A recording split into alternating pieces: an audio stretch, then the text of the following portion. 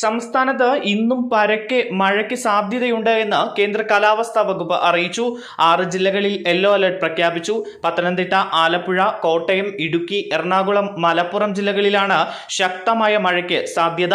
അടുത്ത 3 മണിക്കൂറിൽ കേരളത്തിൽ ഇടുക്കി, കണ്ണൂർ ജില്ലകളിൽ ഒറ്റപ്പെട്ട ഇടങ്ങളിൽ മഴ പെയ്തേക്കാം.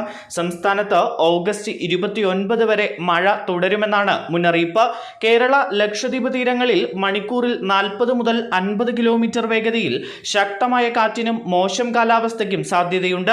കൂടാതെ കേരള, ലക്ഷദ്വീപ്, കർണാടക, മാലിദ്വീപ് തീരം, അതിനോട് ചേർന്നുള്ള തെക്ക് കിഴക്കൻ അറബിക്കടൽ, മധ്യ കിഴക്കൻ അറബിക്കടൽ എന്നിവിടങ്ങളിൽ മണിക്കൂറിൽ 40 മുതൽ 50 കിലോമീറ്റർ വേഗതയിൽ ശക്തമായ കാറ്റിനും മോശം കാലാവസ്ഥയ്ക്കും സാധ്യതയുണ്ട്.